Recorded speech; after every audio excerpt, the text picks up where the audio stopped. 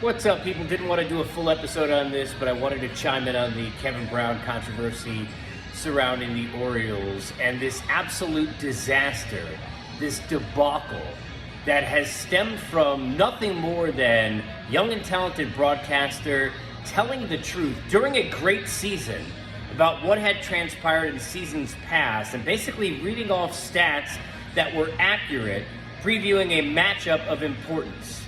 It makes no sense to anyone, and I wouldn't even think anybody would say that it's going to make sense to the Angelos family and the people that were in the decision-making, point of this entire conversation. Here's the most important part, because everybody has kind of delved into this. The most important part of this is that this, for our industry, is complete garbage. We are used to the Skip Baylesses of the world and those who are going to opine with ridiculousness and takes that are going to get them paid millions of dollars because they want these large networks to go put people on who are going to go out there and say the stupidest crap humanly possible because it brings clicks and it brings all kinds of hubbub on social media, and that's what this industry has become in large part. But when you were talking about play-by-play, when you were talking about a broadcast of a game for teams in any sport, including in baseball, you are talking about selling the story of the game. And part of selling that story of the game is not takes and BS, but it is telling the truth of what is transpiring on the field, the truth of what has transpired in the past, present, and what may in the future for both of the teams who are on the damn field. To be that sensitive, and to be in a situation where you are the owner of a franchise or a company even, in today's day and age, doesn't have to be sports, and not understand in the transparent world that we live in, with all of the information that is out there, that everyone knows everything that has gone on with you, your franchise, your team, your company, your player, your back of the baseball card, if you will, is out there for everyone to judge every single day. This is a land of information, people, that we live in.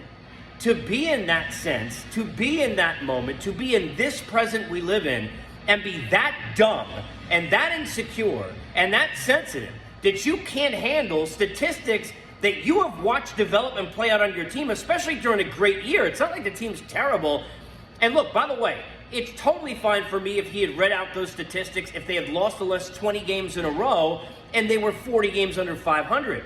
But the fact that they're sitting there with the best record in the American League, that all that you're doing if you're Kevin in this state is really discussing and describing and complimenting the change and the grand nature of what the Orioles have become and this rise towards power that they're on with everything that they've developed in their system, that the fans are enjoying, that the players are enjoying, that the league and the league's fans are now enjoying. When you are championing that, you shouldn't be insecure about a damn thing. It is an absolute disgrace. Now, the good news, two parts. One, I would assume, especially with the hubbub in which transpired and all the great comments from Michael Kay and Gary Cohen and everybody nationally down the line, that Kevin's going to get his job back, or the suspension will be lifted, and I'm sure the owner will sit there and find some way to sneak out of this as if this isn't exactly what it seemed to be, and as disgusting as it seemed to be. The second part is his career will blast off now more to a point than it would have in the time that it normally takes, because everybody is going to have their eyes on him and have his back as well. So it's great for him, and I'm glad that at least in what should have, been, a moment where a guy is becoming what he's supposed to and developing in his career, one that Angelos and the Orioles tried to stop in this case, that is not going to happen, and actually the opposite is going to happen. This is going to springboard more and elevate him even further towards the next step in his career, so that's good. But as far as the Orioles go, look, you can do whatever you want to try and spin this when this suspension is lifted, and it will be, and I wouldn't be surprised if it was sooner than even if it was supposed to be behind the scenes, now that all this has come out.